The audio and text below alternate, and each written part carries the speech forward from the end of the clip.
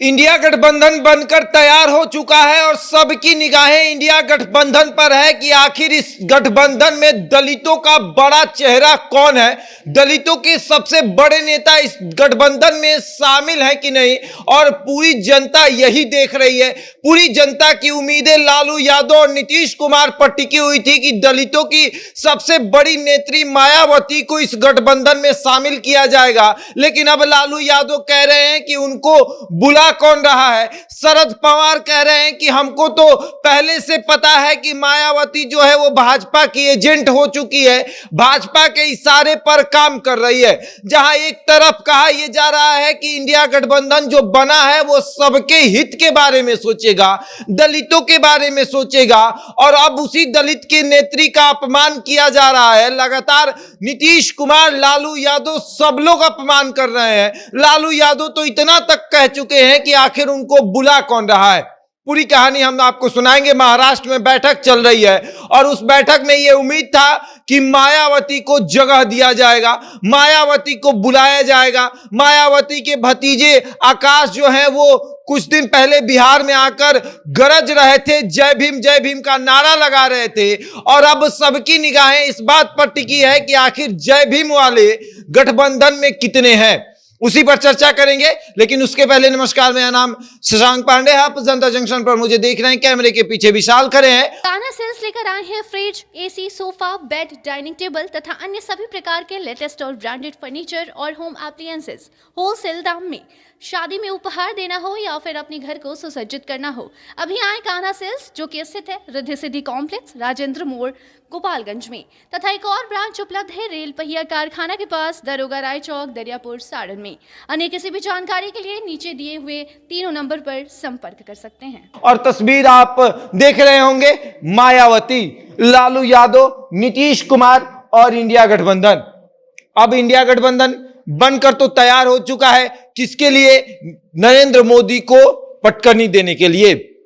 तमाम जातीय समीकरण को देखा जा रहा है। सभी जाति, सभी धर्म के लोग इस गठबंधन में मौजूद हैं, लेकिन सबकी निगाहें मायावती की तरफ है कि मायावती को आखिर इस गठबंधन का हिस्सा क्यों नहीं बनाया गया, मायावती से आखिर क्यों नहीं बात किया गया।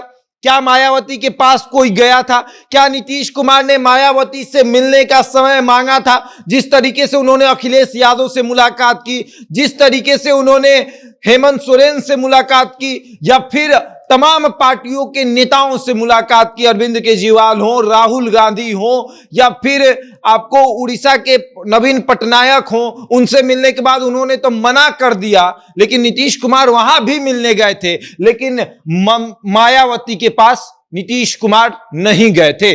और इसको लेकर अब लोगों में थोड़ी बहुत तो नाराजगी आ चुकी है कि दलितों की सबसे बड़ी नेत्री, उसको किसी ने गठबंधन का हिस्सा क्यों नहीं बनाया। महाराष्ट्र में लालू यादव कह रहे हैं कि मायावती को बुला कौन रहा है। क्या इस गठबंधन में आपको एक भी ऐसा चेहरा दिखेगा जो कि दलितों का सबसे बड़ा नेता हो, क्योंकि ऐसा नेता हो जिसके नाम पर दलित जो है एक तरफा वोट कर दे? ऐसा कोई नेता आपको नहीं दिखेगा। क्या लालू यादव के चेहरे पर दलित वोट कर सकते हैं? क्या नीतीश कुमार के चेहरे पर दलित वोट कर सकते हैं? क्या अखिलेश यादव के चेहरे पर दलित वोट कर सकते हैं? या फिर हेमंत सोरेन हो, या फिर ऐसा कोई भी नाम, ममता बनर्जी, उनके चेहरे पर दलित वोट कर सकते हैं? नहीं कर सकते हैं। किसी के चेहरे पर दलित वोट नहीं कर सकते हैं। जो भीम को मानने वाले हैं वो मायावती के चेहरे पर वोट करेंगे, और मायावती को गठबंधन में ना शामिल करना यानी कि गठबंधन को कमजोर रखना।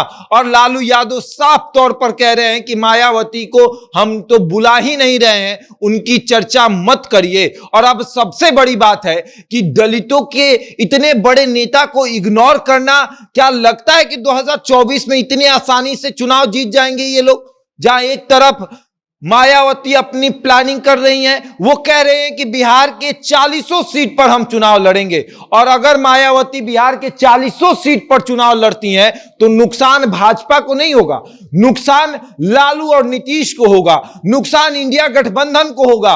क्योंकि जो दलित वोटर हैं वो अभी भी भाजपा को वोट नहीं करते हैं, वो वोट करते हैं लालू यादव को, वो वोट करते हैं नीतीश कुमार को, और ये कटेंगे मायावती अगर मैदान में उतर जाती हैं, भाजपा अगर मैदान में उतरता है, आपने देखा होगा कि लोकसभा के चुनाव में या विधानसभा के चुनाव में जहां से भाजपा का उम्मीदवार रहता है 50,000 60,000 लोकसभा में और नॉर्मल विधानसभा में 20 से 25,000 वोट काटता है। तो अगर आप बात को समझिए कि 20,000 वोट अगर विधानसभा में और लोकसभा में अगर 50,000 वोट काटता है तो लोकसभा के चुनाव में 50,000 से किसी प्रत्याशी की हार होती है और वो हार बहुत बड़ी हार होती है। कई बार तो ऐसा होता है कि 3-3 हजार वोटों से प्रत्याशी की हार होती है और पता चलता है कि मायावती का कैंडिडेट 10,000 वोट लेकर चला गया।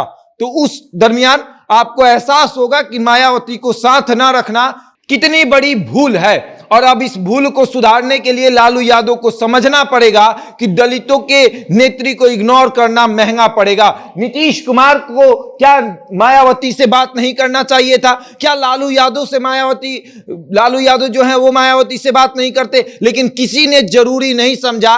उनको लगा कि मायावती अब पूरी तरीके से शांत हो चुकी हैं, अब दलित जो हैं उनको नेता नहीं मानते। तो अगर आपको यह भ्रम है तो एक बार गांधी मैदान में मायावती को उतार कर देखिए किस तरीके से दलित जय भीम करेंगे और उसके बाद आपको एहसास होगा कि मायावती कितनी बड़ी नेत्री है दलितों की। बहरहाल अब तो 24 का चुनाव ही बताएगा कि मायावती को इग्नोर करना गठबंधन को कितना भारी पड़ा। बहरहाल इस खबर में इतना ही। बने रहे हमारे साथ और देखते रहे जनता जंक्शन।